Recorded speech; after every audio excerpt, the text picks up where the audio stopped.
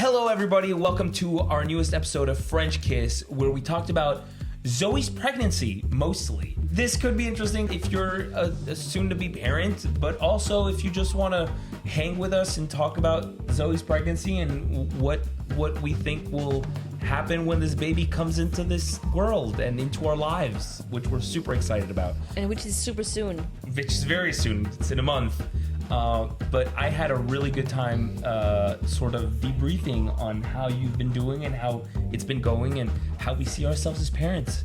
And I hope you guys enjoy as well. Thank you guys so much for being here on this episode of French Kiss. I'm a little tempted to turn the fan on, but it's gonna like destroy the sound, which is the most important part of a podcast. But my goodness, if it's not boiling hot in Paris. So? Well, it's like moist. It's like heavy. Yesterday it was like 26 degrees Celsius, and then it like there was a thunderstorm. Yeah, it was so good. With hail, and it was a whole thing. But yeah, weather has been wacky in Paris. And yeah, it's a little warm for me. It's a little sticky. You want to open a window maybe? No. We're going to hear all our neighbors playing the saxophone. We have a saxophone. Oh, no, it's not a saxophone. What is it? A trumpet? A trombone. I think it's a trombone. Trumpet. A trumpet? Yeah. Is it? You think so? Anyways, we have amazing... And a flute player. Flute player. It's a very, very Parisian, stereotypical neighborhood with kids running around, people playing music. It's nice. Yes. But we don't want them interfering in this very important podcast. So hello. We were away for a week. Yeah. Because sorry. Yeah, because we weren't around. We went to see our family and we got all of the stuff for the baby that we're about to have. By the way, you are looking very, very pregnant. Yes. Today. I am. And also, like, just to be honest, we're getting tired. Yeah. I mean, not of the podcast, not of you, but like in general. You're probably getting more tired than I am. Yes. There's a thing in it. What is it called in English? It's because I know that in French it's called Syndrome de la couvade. In English it's called empathy bump. I love this word. It's a very good word. Yes. But I think it's not what it's supposed to be. Is that essentially fathers, soon-to-be fathers, partners. You're very right. Tend to gain weight before the arrival of the baby, just like the mom is gaining weight, but more so because of and other symptoms. Like... Sure. But that's what I was gonna say. Is that it doesn't just have to do with the bump. It's also, there's a whole variety of things that happen. Like you get pregnancy brain. Maybe it's just an excuse for men to just be able to be as, tired and as lazy as their pregnant wives. But yeah, it gets hard sometimes. It can be hard sometimes. I've just been feeling drained, and I don't know if it's like a psychological, like the baby is coming kind of feeling. But yeah, I get real tired. Mm-hmm. So if you haven't guessed it, this episode is about the pregnancy, and it's about it's kind of like an update on where we at, how it's been. So yeah, this is an episode about that, which wasn't one of the episodes that we had planned, because we do have this season's episode sort of planned out, but we were like, wouldn't it be good if we did an episode about how the pregnancy is going? It's now or never. So because we are in the final month right now, we just passed the premature, sort of deadline. I don't know what it is. We if the baby was born now, it wouldn't be considered premature, essentially, which I didn't really know was a thing. I thought if it's not born at the due date, then it's considered premature. But I mean, now it's just getting bigger and stronger. And like maturing, yeah. But and it's better for the baby to stay in the womb, for sure, in the heat. Yeah, our midwife told us there's a reason why it's 9 months, but the baby will be okay. Yeah. So I have a couple of questions. I hope my paper hasn't been making all this noise because I had it in my hand this whole time. We don't have a table anymore. It's too heavy. and I'm tired. It takes too much space. Yeah, too much space. We cleared out a bunch of stuff in our living room, which is where we record this podcast now, because we want space for the baby to be on the floor and have some tummy time, which is an expression you learned recently. What tummy time? What tummy time? So yeah, first of all, how are you feeling today, other than a bit tired? Yeah, I'm a bit tired, but except that, I'm good. Yeah. Yeah. I was a bit nervous yesterday because, I experienced my first contractions. I mean, not for the first time, but like recently I experienced the first ones. They're called Braxton Hicks contractions. Yeah. And it's not labor ones. It's just the first time it happened to you, I was like acting super chill while looking up what it was, and I found out that it was Yeah. But yeah, I wasn't freaked out, but I was like, if this is the moment where we have to go, which is funny because your first contractions happened in the south of France at the same place where we conceived the baby. And got married. So we now consider that spot of the world as the most fertile land in France. This is the place to be. If you want a kid. If you have a baby project, just reach out. They're putting it up on Airbnb, so just reach out if you want to have a baby. That's the place to do it. Our sister-in-law is going to be super happy that we just told our listeners to go have sex in their anyways. Here we go.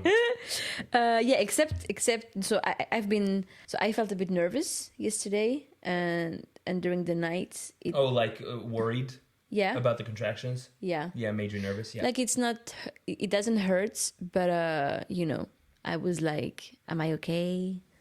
Is the baby coming? Yeah, and also like I'm lucky that I've been pretty active so far. I'm still working out. I'm going to the gym, to the swimming pool.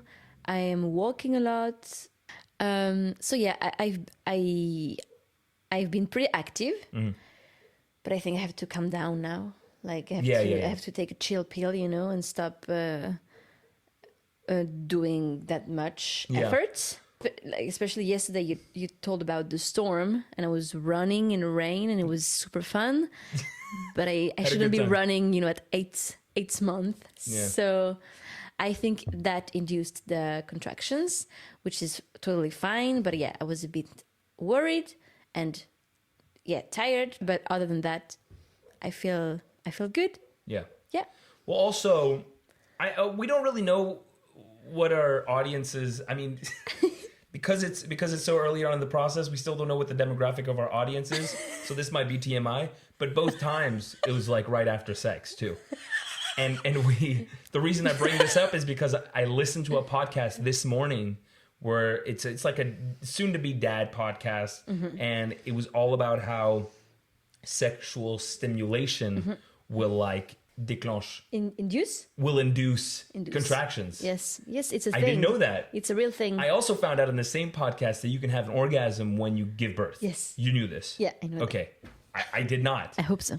But apparently there's like a psychological thing of like some women get like embarrassed or like they try to hide it.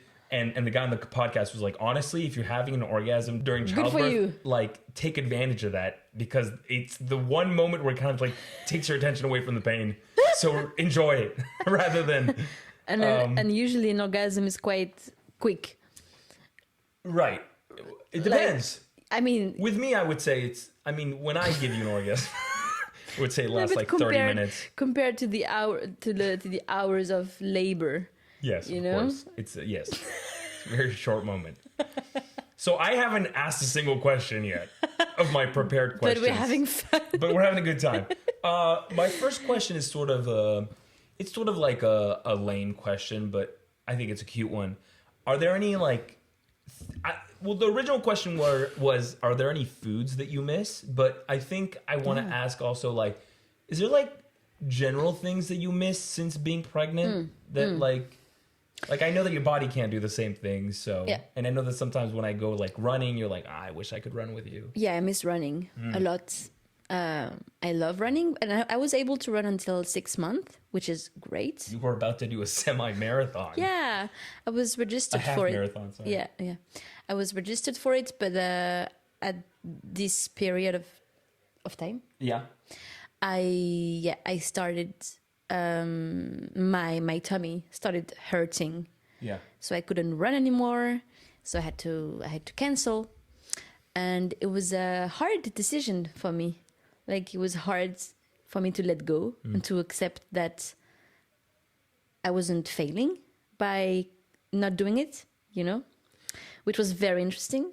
Yeah. What? No, I was just gonna say, I think it says a lot about how your friends and family responded to you not doing it. It was almost as if you had done a half marathon. How proud they were of you making this decision for yourself. It says a lot about you. Oh yeah. One of our friends told me, I'd be so proud if you'd give up. Right. I'd be so proud of you if you gave up, not if you, And that hit me. You felt that one? Oh yeah. Because it's a hard choice sometimes. In my mind, you know, like, I already talked about that a lot in previous episodes. But yeah, I've been educated in a way like where you cannot fail. It's all about performance, and my father would have told me, would have been proud of me if I would have done it, even though I would have hurt myself, hurt the baby, put myself in danger, cross my limits. Yeah. You know? Which, no, like, the most important thing is my well-being. Yeah. I think the best sort of comparison that I heard about this is the whole like on planes, the security instructions tell you to put your mask on before putting it on your child. Yes. Because if you don't take care of yourself, you won't be able to take care of your child. Mm-hmm. And I think it's the same goes for pregnancy and like early baby. Yeah. Which is that a lot of people disregard how important it is to take care of yourself. Yes. For the sake of the baby, not for the sake of you. Yeah. People see it as like a selfish thing, but taking care of yourself is actually you're doing it for the child. Yeah, especially as new parents. Yeah. Like when the baby's born. Mm-hmm. Oh yeah. Oh yeah. Oh yeah. So in terms of food, I don't quite miss anything, I would say, because I become vegan since then. Yeah. Right. Like the last episode we made about our sustainability journey in a couple, you were already vegan, but I wasn't, and I was like, true. Yeah, and I was like, no, because I'm pregnant, this is not the right time for me. It's too scary. I don't want to have deficiencies, you know. But I was eating vegan like 90% of the time with you anyway. So I just decided to go for it. And you also said that you're constantly taking supplements, and on top of that, you get a blood test every month. Yeah. So if you had any sort of deficiency, you would know. Yeah. So it was actually quite a good time. Right. To do it. Because you don't ever get checked up as much as when you're pregnant. Yeah. Mm-hmm. And it's free. France, baby. We're going to get into that. No, but like all the foods I had to avoid, like raw meat, raw fish, raw eggs, cheese. I don't eat that anymore, right. it's all canceled. You know, it's all avoided. Are there any foods that you're not supposed to eat that aren't vegan? I'm trying to think. None? I don't think so. Are you sure about that? Yeah, like when we. No. Wow. Yeah, the 4 main things are the ones I just listed. Certain cheeses, any if they're sort not of pasteurized, raw meat, but I don't eat any cheese at all. Right. Yeah, raw eggs. Wow. Yeah, so that's perfect. So that's super practical. You're good. Yeah, and it like it's and alcohol. That might be the one I'm thinking about. Alcohol. Right. Yeah. That's the only one that's not vegan. And the alcohol thing, I don't miss it at all. Yeah, I think I miss that a lot more than you do. Yeah, I know. Yeah, I miss my glass of wine. He hasn't been drinking alcohol for 8 months with me. Yeah, I tried zero alcohol wine recently. It's good. And honestly, it wasn't bad. It wasn't bad. Yeah. But yeah, it's not the real thing. But yeah, I don't care about alcohol personally. And like I'm a bit bragging, when we have parties with our friends that are completely wasted, and I'm super sober, and I'm like, guys, I'm sober. This is great. I'm so present. It makes you feel like you're like better than them. You're like, I don't need alcohol. No, but and like I'm super happy because I'm rediscovering parties and having fun without substances. Right. And that's great. Yeah, that is good. Because we are all addicted in a way, even if it's just like 1 or 2 glasses. You wanna drink a bit to loosen up, to be more sociable. Yeah. But inhibited. But it's good to relearn that you can be just as good without it. Right. What about the things that are coming up? Because we're at the end of our pregnancy. We're on week 36, 37? 37, yeah. 37. We just hit 37. Now that we're at the end, I guess, what's the thing that you're looking forward to the most, or that scares you the most? And I feel like most people would say childbirth, but from what you've told me, you seem pretty excited about it. Yeah. So maybe like, the actual arrival of the baby, or... Yeah, I'm actually super excited for childbirth. Yeah. Like, yeah. We'll talk about it in a month. Yeah. But yeah, it's cool to be excited. Honestly, I don't want to take that away from you. Yeah. But it's... And I don't feel stressed, at least. That's awesome. That's amazing.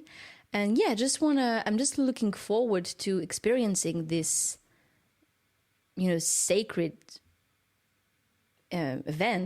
moment.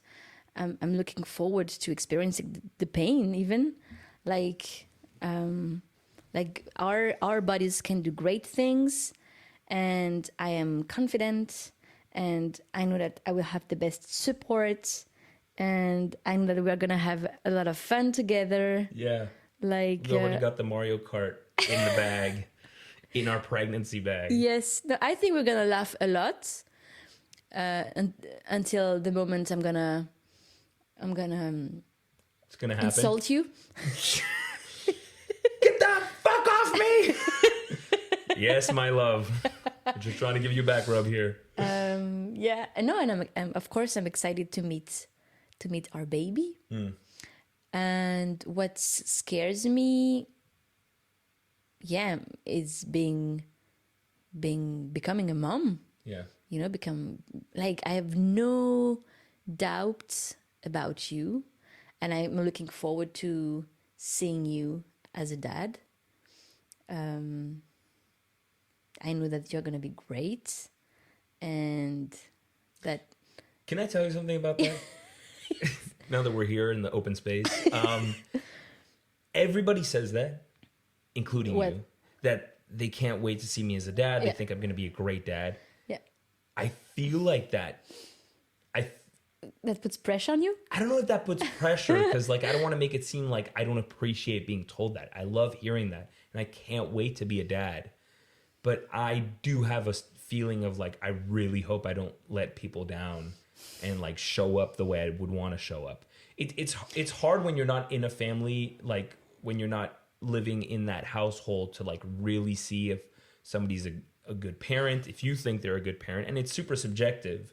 But yeah, I don't know. I think there, in a lot of ways, I do think that I'll be a good dad, and like, especially in like the emotional support department, when it comes to like being there for them, supporting them in any way, and loving them. That's super important. I think a lot of people underestimate the importance of just loving your child and loving your partner.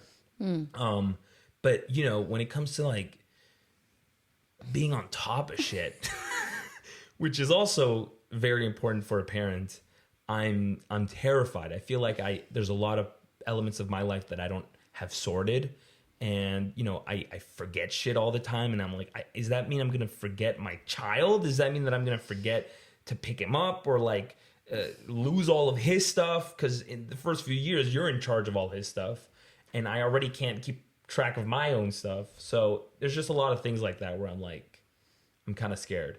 But also, I know it's a team effort, and you're good for that kind of stuff. Not that you're not good for all the emotional support stuff. I can't wait to do that together. But I also don't want that to be a burden or a mental load on you that you have to keep track not only of our kids' stuff, but my stuff too. And you have to do all that alone. So yeah, that was just kind of the sidebar that I wanted to throw in there. You said something a while ago. You said, I don't want to let people down. I think that the only person you shouldn't let down is your kid. Of course. I'm pretty positive about that. I know you'll do a great daddy. We'll see. You'll make a great daddy. We'll talk about this on season 10 of French Kiss. Season 10, yeah. When the kid will be 10 years old. We'll see how he ends up. But yeah, I was saying that I am scared of... I'm not scared of becoming a mom, But all the work I did to break the cycle, to break the generational trauma. Yeah. I hope it was enough.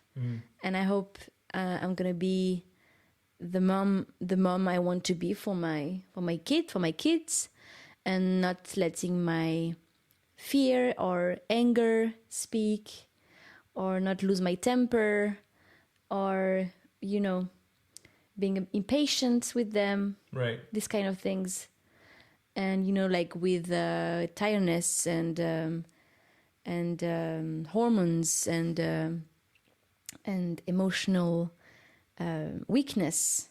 At times, yeah. At times, this can happen, and that scares me. It's gonna be scary, I'm gonna say something, and I can say this just because I know that you wouldn't stop at just this, but I feel like just the fact that you are working on your generational trauma and on breaking the cycle, I feel like is enough. How do I put this? It is enough to, because your intentions are there, that's enough to make me know that I think you'll be a fantastic mom. Because like, you're scared of like, okay, have I gotten to the finish line?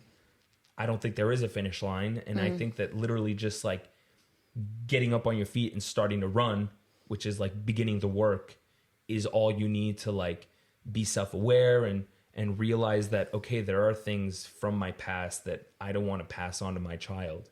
And there are things that we're going to pass on, and there are things where we're going to fall short. But I think that just being conscious of it, and like at times where we're like, oh, maybe that wasn't okay, let's talk to our child about it, rather than what a lot of the previous generation did, which is just like, no, I'm pretty sure that was right. You know what I mean? Yes. I think that's yeah. That's the main difference. That's the main difference. Yeah, I know that being aware being self-conscious is the first and most important step. Yeah. But still. Yeah, of course. Still. I wanted to get into the fact that I know that you and I watch mostly, and that you have mostly watched like American or English TV shows or films, because that's just like Hollywood takes up most of the space in pop culture. You've also watched, of course, French films, but a lot of like pregnancy stories or early parenting stories that you like can compare yourself to come from American TV shows or films, mostly. Yeah. Like when I think back of when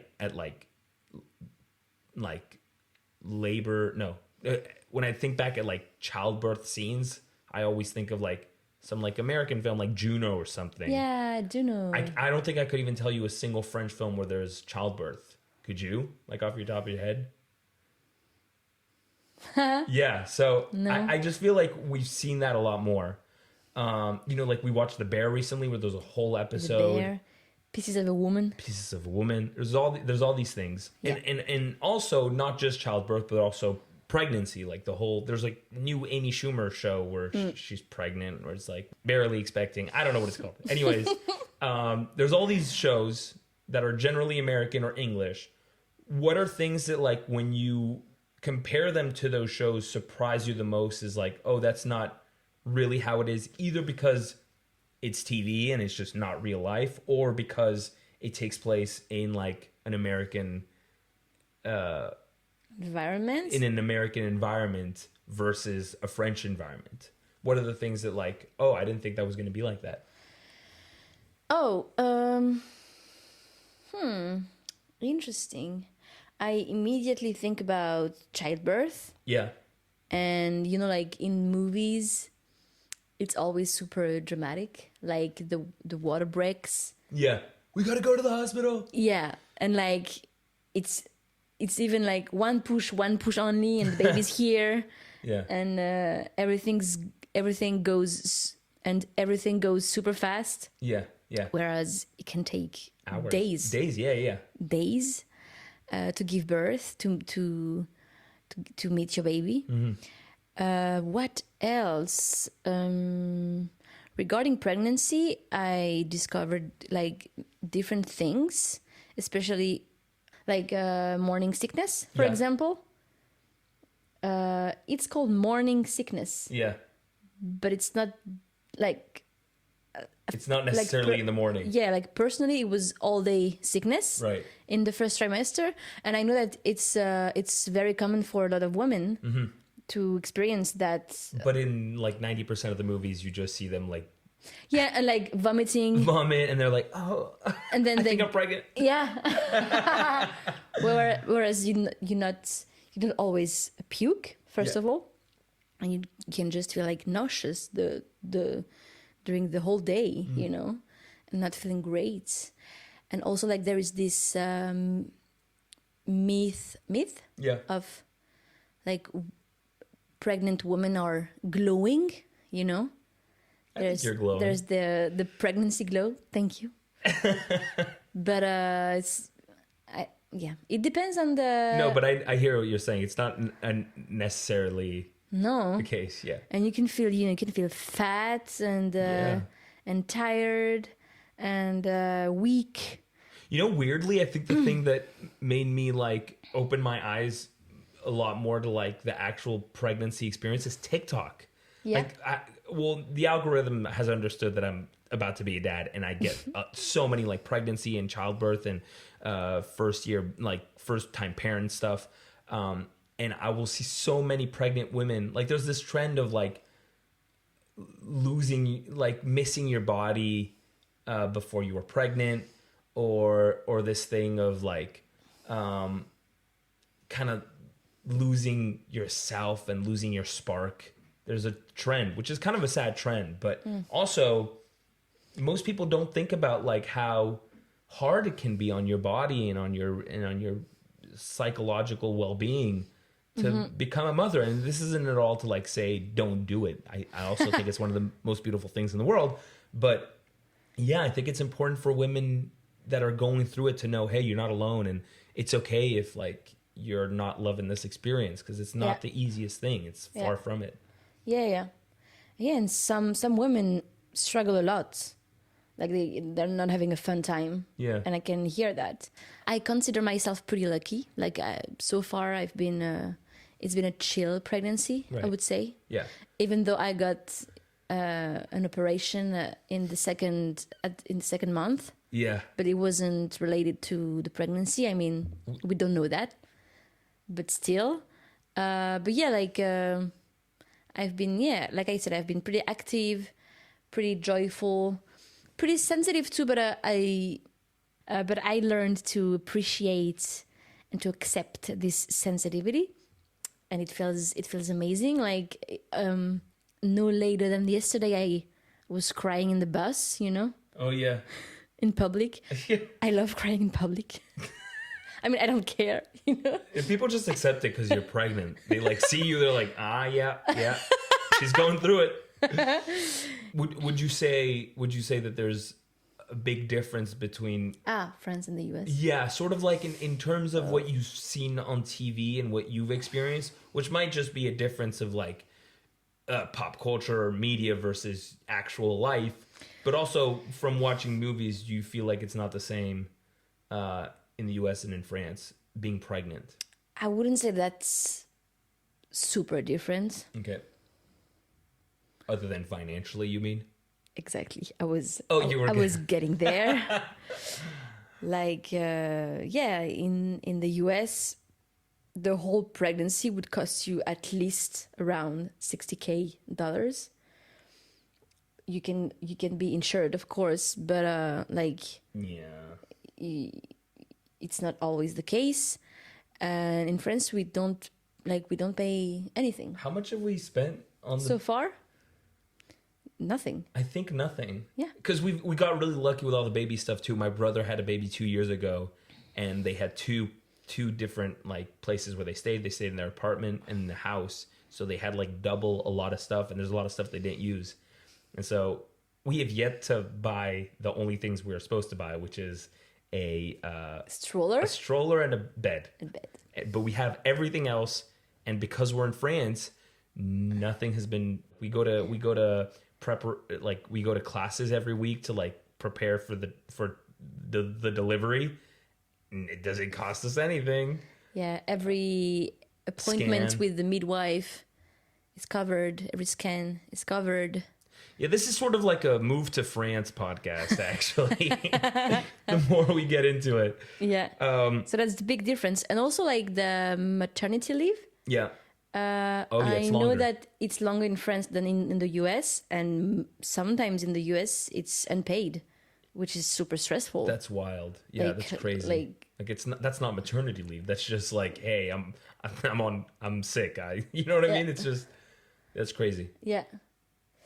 And I'm thinking about something else. Like, I feel that in France, the restrictions about food are more strict than in the US. But I've heard that medically, like when it comes to pregnancies, France is stricter. Yeah. Yeah. Like so they make you like do more checkups and like get more. I don't know if it's more vaccines, but yeah, they make sure that like it's almost over medicalized. Yeah. The pregnancy. There are the baby showers, of course, which has become very trendy in France too now, but which is a American cultural event. I do think it's still less common, but yeah. But like in the US, they go hard. And they gift you, and there is this whole party with friends, family. Like it's a big gathering, right? Have you gone to a gender reveal party in the US? I know, actually, I don't think so. Huh? I think the only gender reveal party that I've attended, but it wasn't really one because it was during COVID and my family was all over the place. It was for my niece, but it was over Zoom. Oh yeah. And they had like a blue and pink background, and they just told us it was a girl. But other than that, I don't think I've hosted a lot of baby showers because I worked at La Durée in LA. And they did a lot of baby showers there. And did you like that? Yeah, I mean, it was cute. It was, it's always like a joyous occasion. I don't like what it stands for, which is like the whole gender reveal, because we're, I'm remembering that our last episode was in French, so not all the people listening to this one will know, but we're very anti-gender norms, and, gender reveal parties is all about that. But yeah, it was, and maybe I wasn't as like adamant about like, gender norms back then in 2019 as I am now. I bet. But yeah, I enjoyed it. It was always cool. Mm-hmm. Yeah. Okay. I don't know if you know like big differences between France and the US. I mean, other than financially and the fact that some things, but I couldn't know exactly. I wouldn't know exactly what, but it is over medicalized here compared to the US. Mm-hmm. And obviously, maternity leave is a big thing. But no, I think you covered all the ones that I know. Oh, the epidural. Epidural. Epidural. Epidural. Where is the emphasis? The emphasis? Epidural. No, epidural. Epidural. Yeah. The first one then. Yeah, I guess so. Epidural. I don't really know until I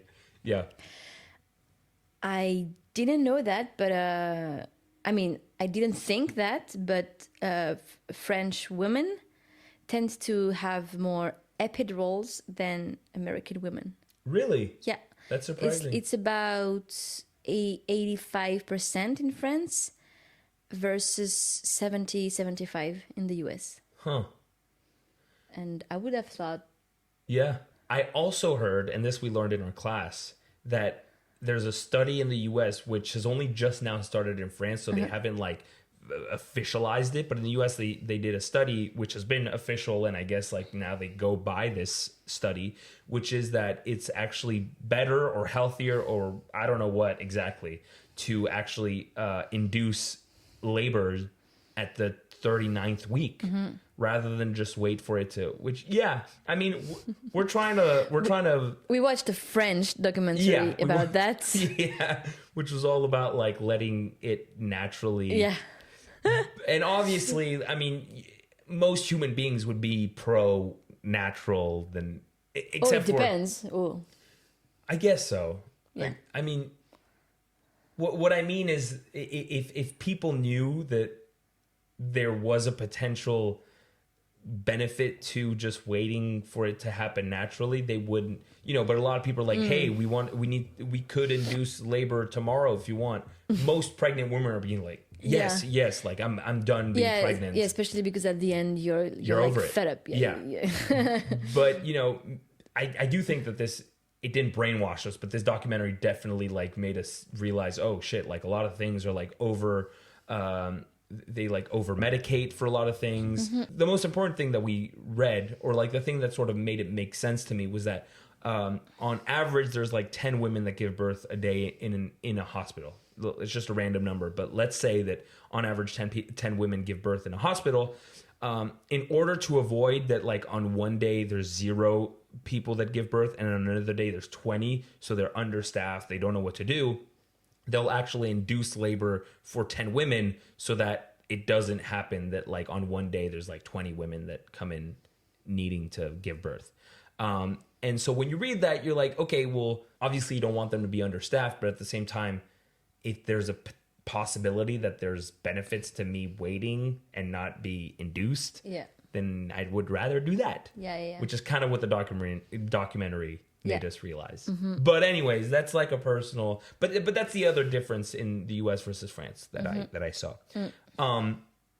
Now I want to get into the actual parenting bit, like once the baby arrives. 2 things. Do you think that there's a possibility that in certain aspects our parenting styles clash?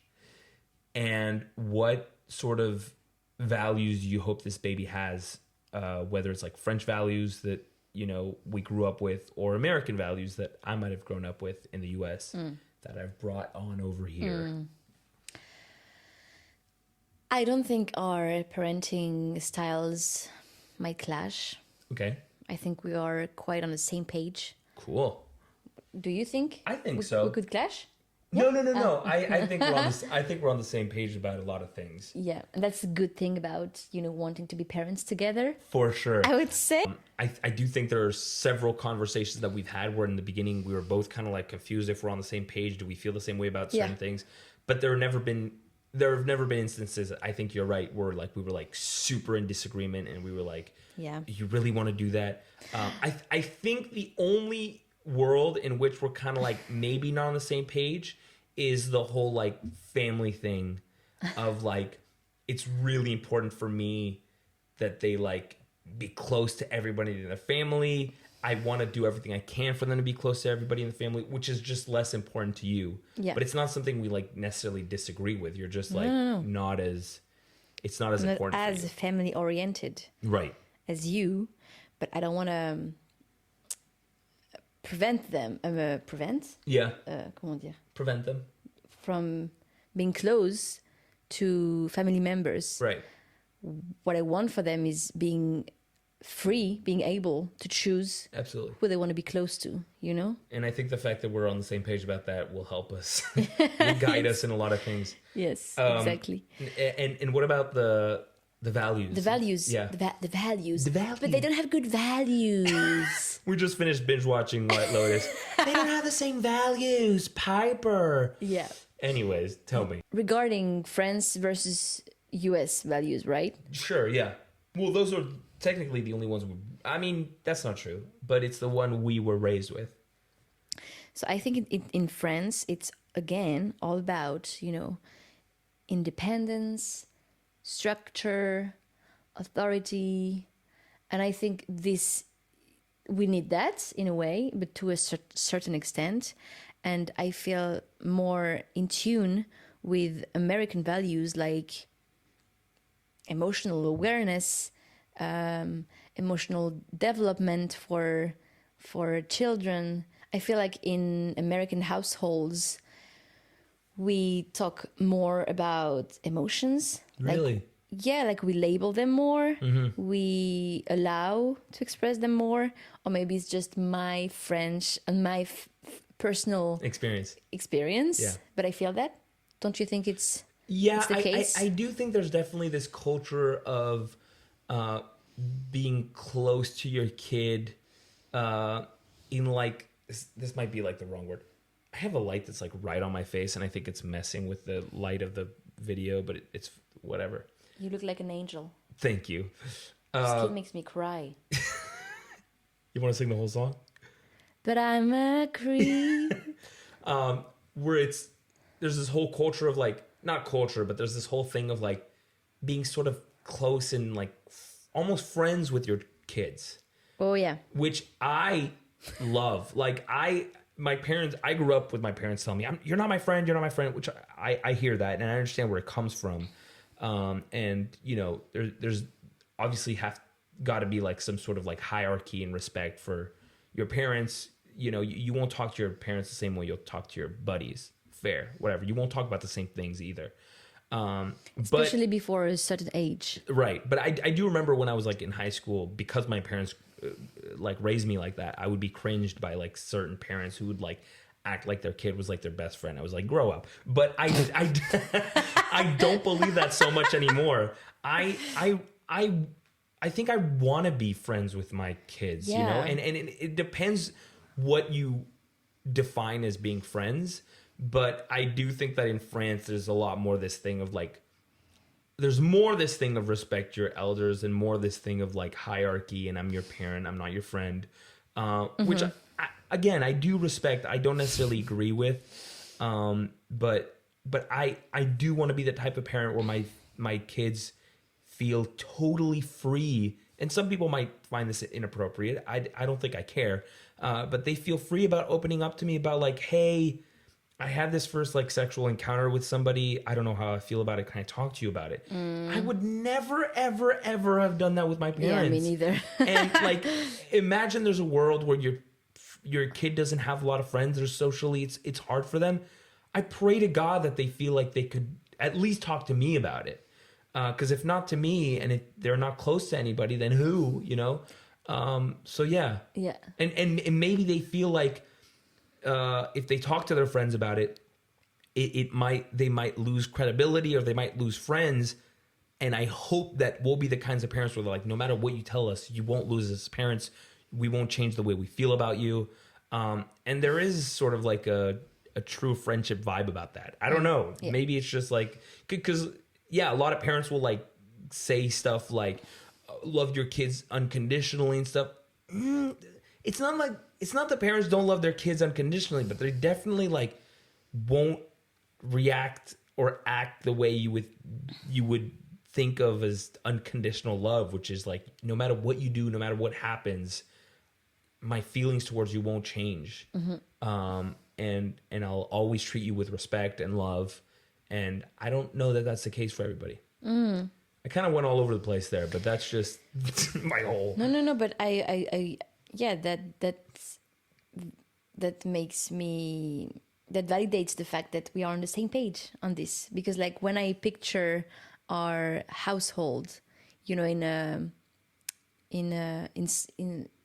the future, like in some years, when our kids are going to be grown-ups, like teens, I would say, I kind of imagine dinners, being super not loud, but like social events. Yeah, like social we're having events, our friends and over we're having conversations, and we are like debating a lot on different topics, and like you said, that I hope they feel comfortable enough with us to talk about like intimate things, and that they feel secure enough with us to share. And I hope that we teach them to be open, to be curious, to be able to put things into perspective, to question things. And I also hope that they will teach us new things, because there will be a new generation, and things will be different, and we have to be prepared for that too. Yeah. Because like we are accusing our parents to be boomers and not wanting to get with the times. Yeah, but it's going to be the same for us. Of course. And I'm looking forward to this moment, So we've reached the end of our episode. I want to ask you one last thing before we conclude. Before I deliver? Before you give birth, yes. What's a piece of music, a movie, or a book from each of our childhood, or either of our childhood, that you want to share with the baby? Ooh. Yeah, that's a tough one. It's quite hard for me because I have very few memories from my childhood, which is weird, But I know that when I was very young, I used to binge watch Kirikou. Oh, the movie. Oh my God, I forgot about that movie. Yeah, I was in Tahiti at my grandparents, and I was very young, like I was 3-4 years old. Yeah. And every evening I would watch like 15-20 minutes of the movie and then go to sleep on a loop, This could be the first movie we show them when they're 3. We're trying. I know people who are listening to this podcast are going to laugh because everybody tries this, but we're going to try 3 years no screens. This is our goal. Yeah. Well, I don't know if we'll make it or not, but yeah, when they're 3, maybe that could be. We set that as the first movie. Yeah, because it's so cartoon. Cute. It's the moral is beautiful. Yeah, it's a very rich cultural representation. Yeah. Like Kirikou is like the main character is a hero, but thanks to his kindness, his intelligence. Like he's the smallest, weakest person in a tribe, but like and his intelligence too. Yeah. He's very intelligent. Did you say that? Yes. But yeah, he's very smart, very kind, very intelligent.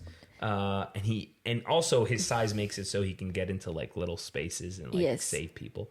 But if you don't know Kirikou, watch it. Kirikou et la sorcière, I think. Kirikou and la sorcière, and it's beautiful. Like the animation is like the images are so beautiful. And I also had like a big book. Well, isn't the movie based on the book or no? They made the book after they. I don't know. I think they made the book after they. I don't know. So maybe we can show the book to our child. Yeah. And then when they're 3, like, hey. Yes. There's an animated version. Yeah. Like I had this gigantic book. Gigantic? Yes, it was gigantic. Gigantic. Yeah. I forgot a J. Yeah, you forgot a J. Okay, gigantic. A G. Oh my god. Oh my god. Oh my god. I'll do the alphabet. I forgot a G. Thank you. The English one at least. Sure. Like big one with like the images. Uh-huh. And at the end when they are in the forest and everything. Don't spoil it. Yeah. But it's so beautiful. It's so good. Yeah. I think about this movie, and I also think about Spirited Away from Miyazaki. Yeah. From the Ghibli studio. Could be traumatizing at a certain age. Could be, but I think I started watching it when I was 6, 7. Uh-huh. And today, it's not my favorite Ghibli anymore. But it has been for the longest time. Yeah. And I think our child will grow up on all things Ghibli, though. Oh, yeah. It's so good, like all the stories. And also it highlights stillness and the calmness in movies. It does. You know? Like it takes its time. Yeah. Yeah, that's true. Yeah. I love that. Like in Totoro. Mm-hmm. My neighbor Totoro, sorry. It's very... I'm excited. I'm excited to show these. Yeah. Do you want to show them things? I bought The Hobbit. Yes. I bought The Hobbit, which I know sounds crazy, but I just thought it'd be good if I had like a book that I think is... I haven't read it yet, which is one of the reasons why I got it. But I specifically got it for the baby. Like when I saw it, I was like, I'm going to read this to the baby. Because I love to read. And I thought it's like a beautiful story. And it's not like... It's a fairy tale, but it's not like Disney fairy tale. And like... You know, there's a lot of like really beautiful like themes of like good and evil and like overcoming adversity and all this stuff. And so I bought it thinking that I would just read it to the baby when it's in its crib, even if it doesn't understand anything. I think that the sound of my voice plus, you know, maybe it'll pick up something. I don't know. It'll be I heard in a podcast that every parent thinks that reading a million books to your child, they think will turn them into superhumans. It's not true. That's not the point, right? That's not the point. And that's not what I'm doing. But yeah, I got them The Hobbit. So yeah, I'm excited. I'm excited for that. And music, I'm so excited to share all of the musical theater knowledge that I have with my child. Yeah. And sing all day long. Oh yeah. With that kid. Oh yeah. That's what I'm most excited about. And you're very into Henri Dess too, right? Oh yeah, Henri Dess. Well, I grew up with Henri Dess. It's a famous French singer-songwriter who does a lot of like children's music. And yeah, I'll probably make them listen to that. Yeah. But yeah, I can't wait. But any kind of music. Like I remember that we used to listen to any kind of music and very loud, especially in my dad's car. Yeah. Like super, super loud. That's why I'm deaf today, maybe. But yeah, like rock music, jazz, electro. We're going to have fun. We're going to have a good time. Yes. All right. Well, thank you so much for taking your time out of your very busy, pregnant life for this episode. I hope you guys... Whether you're hoping to one day have a baby or whether you're just tuning in to see how we're doing or whatever, thank you so much for being here. Thank you for checking on us. Thank you for checking up on us. We hope to see you next week. This has been such a blast. Thank you, Zoe. And thank you guys for listening to French Kiss.